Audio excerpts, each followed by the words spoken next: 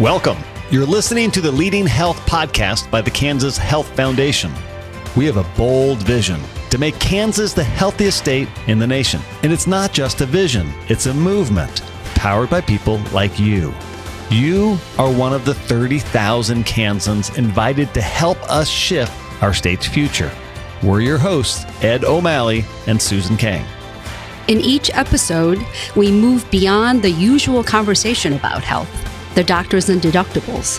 Instead, we talk about capital H health, our ability to thrive. This is your invitation to grab the leading health book and join the conversation as we work together to make Kansas the healthiest state in the nation.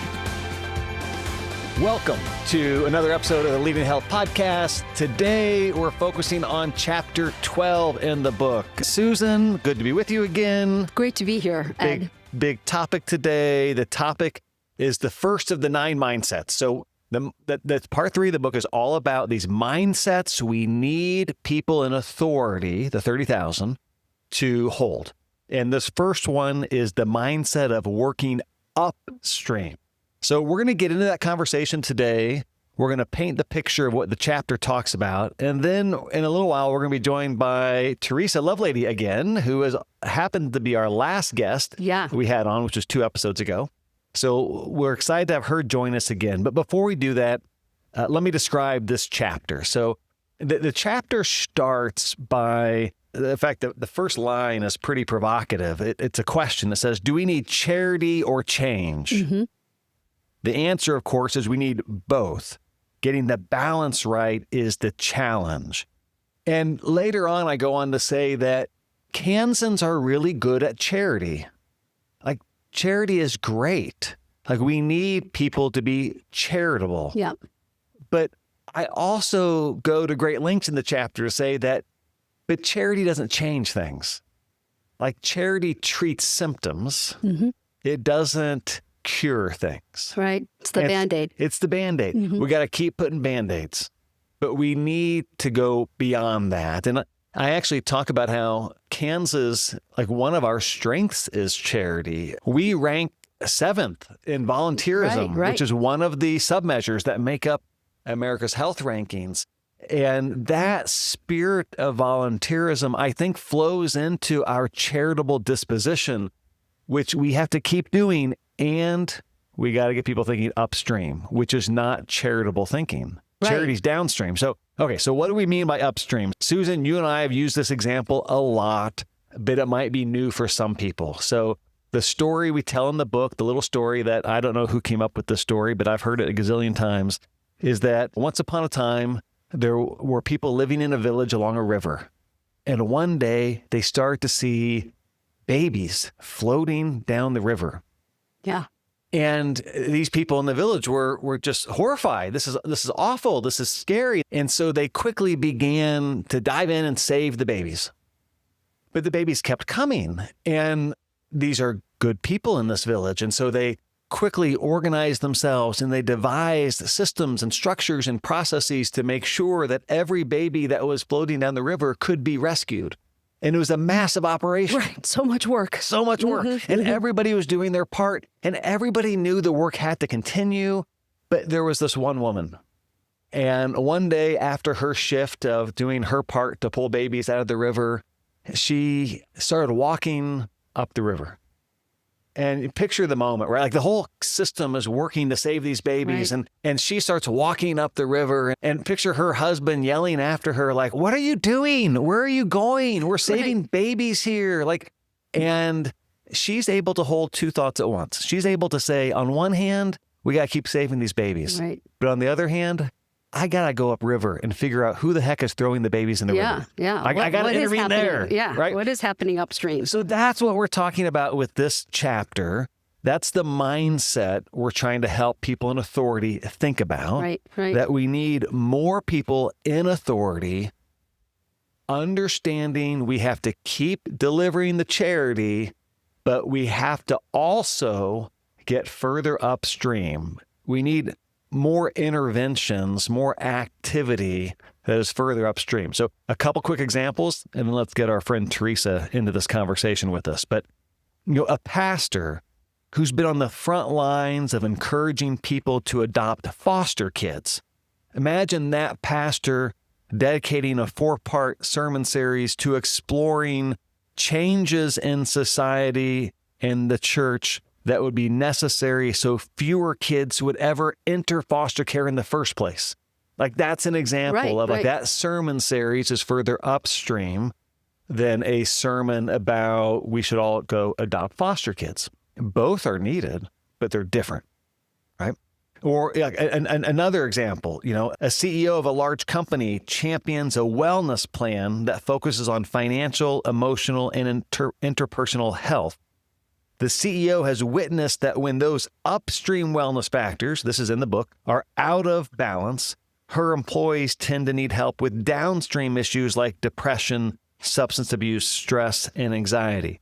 So like that CEO initiating that wellness plan is an upstream effort, not a downstream effort. Make sense? Yeah, 100%. I mean, I think it is really important to make that sort of distinction between downstream work and like putting Band-Aids on, so treating the symptoms, and going upstream where you're looking at identifying what the cause of those symptoms are in the first place.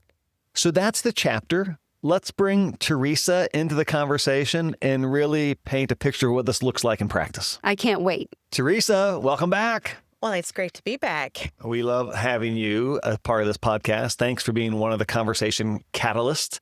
This is your third time with us. You were with us way back when on episode 2. Yes. And then just a few weeks ago on episode...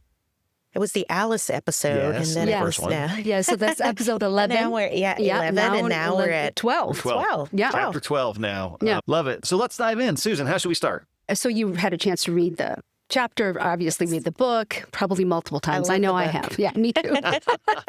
So I really think that it's, as Ed explained, the difference between working upstream and working downstream. What I'm curious about is how often do you actually get a chance to actually start working upstream, to have the resources and the opportunity Well, it's HealthCore Clinic. We provide access to medical, dental, behavioral health services, substance abuse services. We have a pharmacy in the clinic. There's a food pantry. There's a gym in the clinic. There's a walking path around the facility. We provide transportation for our patients. So many different things, so many education classes. So as a community health center, we have to work on both ends of the continuum. So we're upstream and downstream at the same time, because you can't ignore what's coming through the door, the pain that's coming through the door. But you do want to go upstream and go, who's putting the babies in the water? And what can we do to stop the babies from getting into the water? One of the things when I think about our upstream work, we're at the point right now where we're looking at our population health, right? We look at all of our patients that we're serving, and we really do try to create services and support for those that are not only our diabetic patients whose A1Cs are over a certain amount, but what about those pre-diabetic patients, right? But what about going a step further and providing that level of treatment and support and intervention and early intervention for all of our patients so that diabetes isn't an issue? And so we try our best at HealthCore to make certain that we're not only serving like the diagnosis of someone, but our vision is promoting a healthy community. That is truly our vision statement. And so we look at what's going on in our community and what are the things that we could do to make certain that we're preventing things so that we're not having that costly cure. And I love that. And I just want to remind people, in case folks, it's been a while since they've listened to the first episode, I want to remind people about HealthCore. So HealthCore is a federally qualified health center here in the northeast neighborhood of Wichita, Kansas, nestled right really in the middle of a part of our state, in the middle of a community that is facing some of the greatest health disparities in our state. So certainly right in the work. You're in the work. And I love the way you just answered Susan's first question, because you're a health clinic, so you're doing the downstream work. Right. Somebody comes in and they got a sore throat or they've got whatever. You're doing the downstream work. You're treating symptoms. Yes. But you're also trying to model what it looks like to do upstream work, which I think is important for listeners to understand.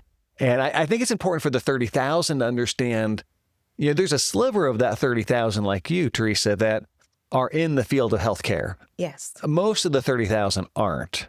And I think it's important for them to understand that the folks most responsible for the downstream work have also for years been trying to do the upstream work. But you need more people helping you on that, don't you? Oh, yes. And when I think about, even if you're not one of the 30,000 that specifically work in the healthcare industry, health is everybody's concern, because chances are you go to a medical provider, dental provider, behavioral health, like you're part of the healthcare system.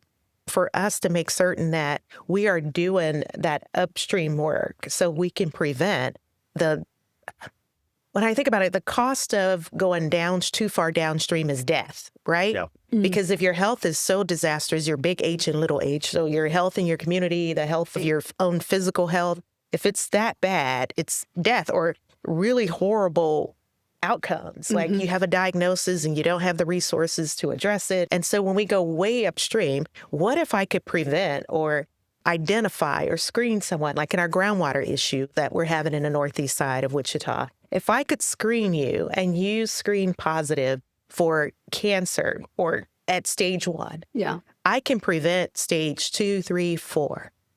And your life at stage 1 or 2 it's easier to recover, that your chances are greater, your mental health, the health of your family, the health. I mean, just imagine if we can go upstream and start identifying things before it's That's catastrophic. early detection, right? I hear early detection. And also just the fact that I want to just go back to what you said, the way you described HealthCore, the fact that you have a walking path around the building, that's going upstream. Yes. Right?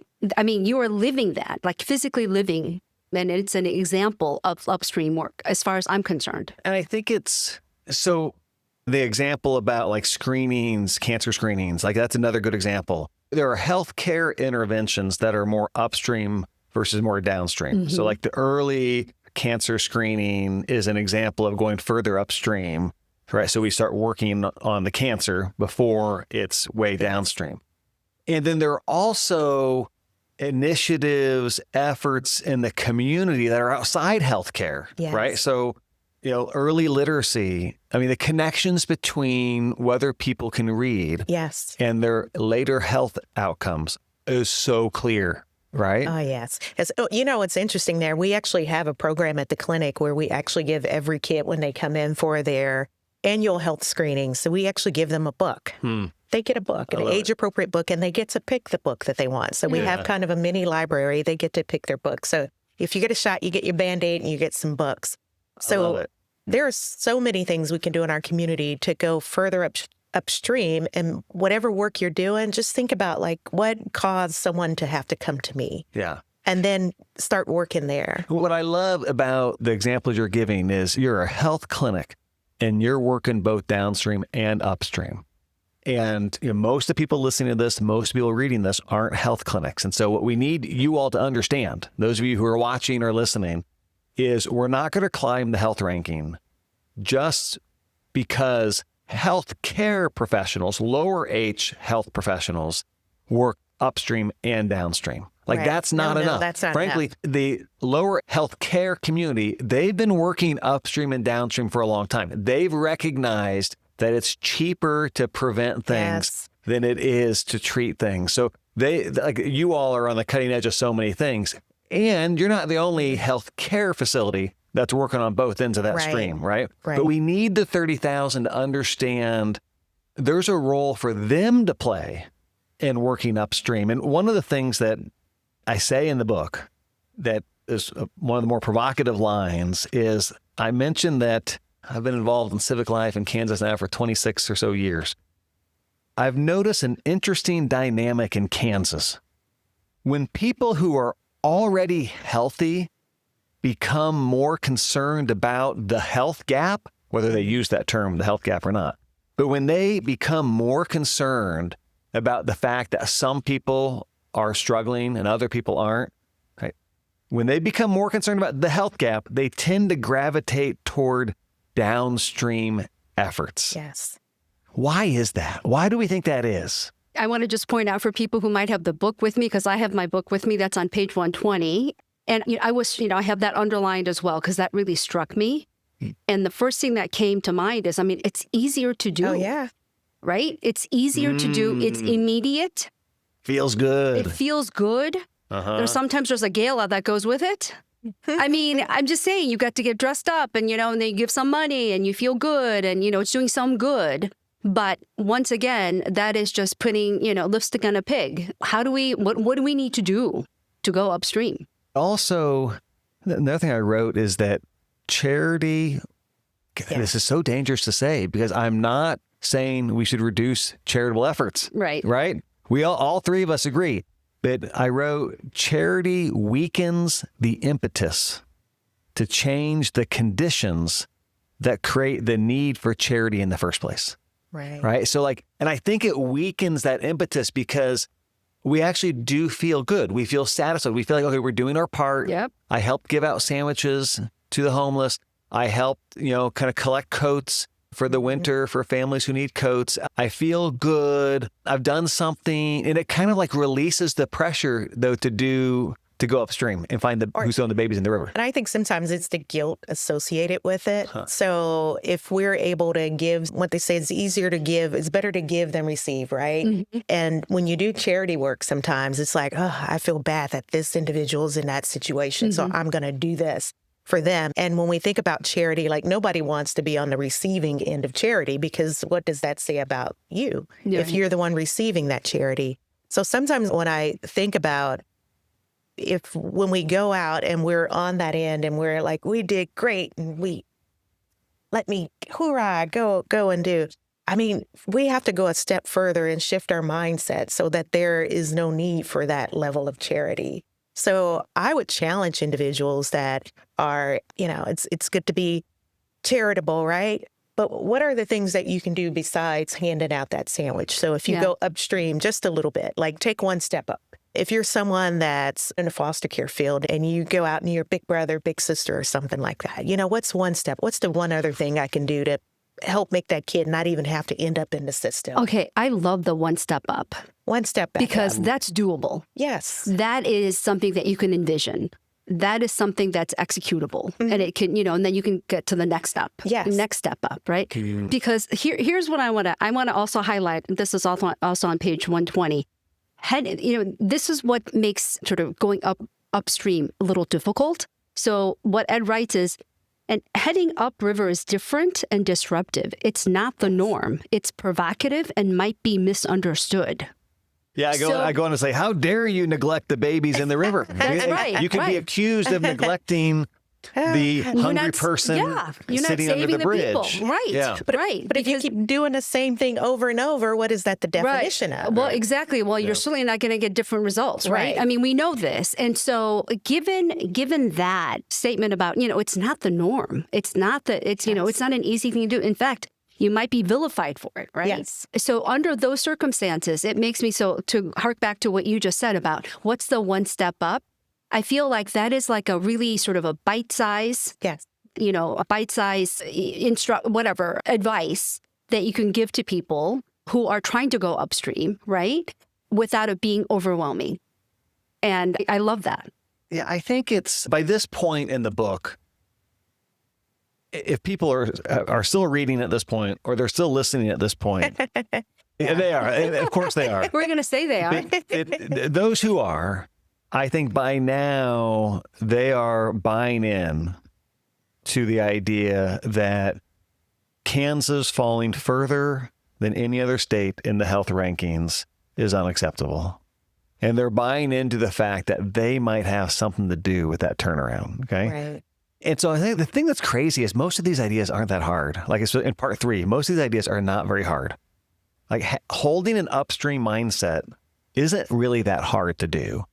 You just have to know the difference between upstream and downstream. Mm-hmm. I think you also have to understand human nature is to do something to feel good about yourself and your efforts as quickly as possible, right? So how do we tell ourselves a story at night that allows ourselves to fall asleep and tell ourselves a story that we did something good?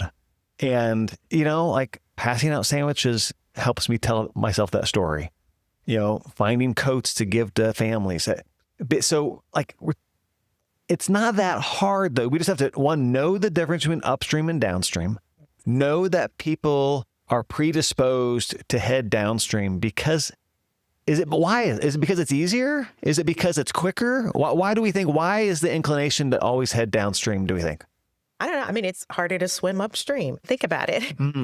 Literally, it takes a lot it takes physical, mental, it takes a lot to try to go upstream. And then while you're going upstream, the criticism that you can get and other organizations that do the work you do are going like, what are you doing? Why are you doing that? You're making us look bad. Or if you're in an organization that has a board, you got to get a whole bunch of people on board to say, I know I'm supposed to count the people coming through the door, but what if I go outside of the door and keep people from coming to our door? Yeah. I mean, that's literally the work you have to do if you want to go upstream. Yeah. So it requires you internally within your organization to reshape and get ready for upstream work simultaneously. Okay. Yeah. So in the healthcare field, and I'm not an expert in healthcare, of course, but I'm smart enough to know that there are conversations and experiments and value-based care situations where providers, doctors, and so on and so forth, are getting rewarded, in essence, for doing upstream work. Okay. Now, that's taken a long time for that to happen, and we got a long way to go before it's actually in the system, right? Yeah. But I think what you're alluding to is the system forces in our society kind of push us, especially those in authority, to swim with the current going downriver. In healthcare, there's a little bit of light maybe at the end of a tunnel about saying, well, let's actually compensate and reward providers who get upstream. But it's such a tiny little example. But in society overall, I think most of the 30,000, we don't get rewarded for going upstream. We get rewarded for kind of keeping things moving, not causing too much trouble, right? Right. Yeah. And when I think about, like, at HealthCore, we actually screen for those social drivers of health. So when individuals come in, if you imagine going into your medical visit and you meet with a nurse and the nurse takes your vitals, well, we take those life vitals as well. So, and what that looks like is we ask questions about housing security, food insecurity. We ask questions about violence, substance abuse, like all these other questions. So imagine your nurse asking those questions too, and then in real time intervening with the support that's needed. We provide a second chance job fair at the clinic for our patients because we have their income information. And so we engage employers in our community who are willing to give people a second chance. So creating this space, again, those safe spaces where you bring those individuals together. We encourage our patients to enroll in classes at Wichita State because there are so many different types of scholarship opportunities that are available for people if you're low income and you can improve your living status. And so we also engage our families in a way where it's like, are there some things that we can do for you and your family to make your life better?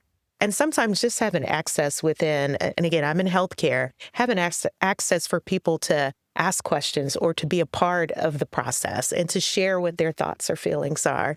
When I think about going out and giving someone a sandwich, I think about that person on the receiving end of that sandwich. What are they thinking? This person just gave me a sandwich. So they get to go home and sleep, feel good about themselves when they go to sleep at night. But that individual had a sandwich that curbed their hunger for a few hours. So in our society, in Kansas, we do have to think differently about our charity work, our upstream work, and how we can truly impact and influence the lives of our neighbors. Because if we rise tides, when all tides rise, it rises for everyone. Right. And not feeling like we're not gonna, do we really need that feel-good thing in that way? Or are we willing to delay that immediate gratification to go upstream a little bit and do something that we may not even feel or see the benefit of that? So what resources do you think that they might need to understand how they might start going upstream? Well, I mean, mindset. We control our mindset, right? We control our thoughts, our thinking, and that impacts so many other things. So again, going back, before you hand the sandwich out in this example, what's something you can do one step upstream? And then if you keep moving one step up, where are you going to end up? And I think we can all start wherever we are, whether you're in a position of authority, right? If you're in that role, you can think one step up. So instead of just directing the team to create a budget, can I be a little bit more intentional about, let's make certain we include this, and this in our budget. Make certain we look at employee wellness. Let's integrate a program where we're looking at financial wellness for our employees, because we know that Alice, that's part of, Yeah. it's like limited income. So let's help our employees better understand how to value and invest and do things like that with money. It's one of those where you can implement a retirement plan and maybe you're at 3% match. What would 1% more look like for that organization? So there are little things in different roles of authority or while you're trying to experience leadership, there are different things that I think each of us could do, especially if you're one of the 30,000, to start taking one step up. And what if we all did it simultaneously? Like we all took that one step upstream at the same time. Yeah, I think there are a lot of people in the 30,000 who are heavily involved in some key issues, civic issues. So members of the 30,000 who are heavily involved in homelessness know that to help our unhoused members of our society, it starts before they end up under a bridge, right? Like we've got to go further upstream. Those who are working very closely in literacy, the principal of middle schools or elementary schools, they know we got to get further upstream. I think maybe a message from this chapter is for the members of the 30,000 who aren't literally working in some of these fields. You're the bank president and you're overseeing the charitable contributions of your bank. Mm-hmm. Okay. Yeah. So you're not like working in healthcare or in literacy or in homelessness, but you have a lot of authority and you're overseeing the distribution of charitable funds for your bank. How do you shift more of those upstream instead of just downstream? For the elected official that didn't run for office because of these types of issues, maybe she ran for office because she cares about promoting entrepreneurship and recruiting more high-tech companies to want to be in Kansas. Great, that's fine. But she still has influence over a whole lot of things that affect these issues. And how does she think a little more upstream? I think this has been a really interesting conversation. And it's one of those things where, like, once people start talking about it, my experience has been it's not that hard to keep holding the mindset. You just have to first acknowledge we've been going downstream. We got to go upstream. Yeah. And disrupt yourself. You can't do what you've always done. So how do you self-disruption, not destruction, but disruption? How do you disrupt your own actions and behaviors and thinking so that you can readjust, reshift? And when you do that as being one of the members of the 30,000, the ripple effect and the influence that you have, something as basic as advocacy in some of these areas. And advocacy is not too risky, right? You can go out and just saying something and just letting others know that you support the fact that we're going to be number one. And from what your perspective and your viewpoint, this is what this looks like for me. Yeah. And encouraging that mindset shift in others. Yeah. Storytime Village, not sure if you guys know about that. It's a new early literacy program, and we're incorporating a clinic in there. There's like a bookstore. There's a community convening space. So really, when I think about how do we get some more collaborative upstream work, so putting that collaboration in there and then getting different organizations and different parts that impact health to work together, is really creating those safe spaces or inviting spaces where we can bring in different groups and have them brainstorm about how do you serve in the field of early childhood literacy and then someone serving in healthcare and then someone serving. Imagine the synergy that's created when you have those types of individuals working together. And so I think about those spaces across our state where we can create those convening areas where different factions can come together and have those open conversations and see what comes out of that. HealthCore Clinic being a community health center, there are 21 community health centers across the state, and we're all doing very similar work in our community. The fact that we are, again, community health centers, we have to do things that really impact or address the issues and needs within our community. All right, let's think just a little bit more about, like, what can somebody do who's outside of healthcare? Like, how can they put into practice these ideas of what it looks like to hold an upstream mindset? So what types of things come to mind? Let's get some more examples on the table. I think as a board member, if you're a board member or on an advisory group or within your community, just really challenging that organization that you're associated with to go one step back. Like, think through your strategy and what you guys are doing and ask openly in the group, is this upstream work? I love it. Just like literally ask. Ask and it. For our board, for this nonprofit, or what we've been talking about in this last meeting, has it been more upstream or more downstream? That's a great example. I love it. Susan, what? Yeah, what do you think I think similarly, if you're like a CEO of an organization, right? And as you're making your budget, think about what that budget line item, is that an upstream issue or is that a downstream action that you're taking? Yeah, it makes me think about like Textron Aviation here in Wichita, one of the state's largest employers. I mean, they get this idea. They get the idea that if we can work further upstream with our employees, and they employ thousands and thousands of people, it's going to lead to better outcomes across the board. So like they have implemented initiatives and policies and systems to make it easier for people to literally get health care on site if they want it. Right. Okay. They also make it easier, though, for people to get a job and like a one-stop shop for getting a job at Textron Aviation, where people will help you learn what are your skills and how do we help develop your skills. And it's kind of an example of Textron, rather than Textron complaining about the quality of the workforce, that's a downstream complaint. Right. They are intervening further upstream to help people know the jobs they can do and to upskill those people for the jobs they want. Teresa, I know we're winding up here in just a minute, and Susan, you always have a final question you want us to answer. But Teresa, one thing I want to say before we let you go is community health centers do phenomenal work and really model the type of upstream, downstream work. Yes. But we can't put it all on your own shoulders. Yes. And I think that's one of the messages of this book, is that if we expect those who are the ones kind of most in the middle of the work, like you, to be fully responsible for helping Kansas reverse the slide, it's just too much to ask. Right. You all face too many challenges, which is why we need more of the 30,000 to care, more of the 30,000 to think upstream, more of the 30,000 to take pride in the work of the community health centers in our state, but also know that as a bank president, as a Chamber of Commerce member, as an elected official, as a whatever I am at 30,000, I got a role to play. But anyway, so Susan, take us home here. What's our final question? So my final question is, what is your call to action to our people who are still listening to this? I would say, again, one step back, shift your mindset, just start thinking just a little bit different so you could start that journey of one step back, one step upstream, and that way. What I'm going to say is, for those of you who are in the audience who are members of 30,000, the next action you take, pause and figure out whether this is an upstream or a downstream action that you are taking.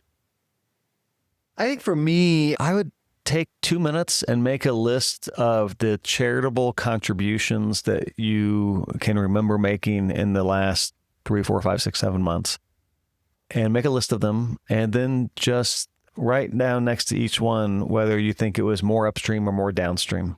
And when I've done that with people in the past, what I've noticed is that people tend to have more downstream things.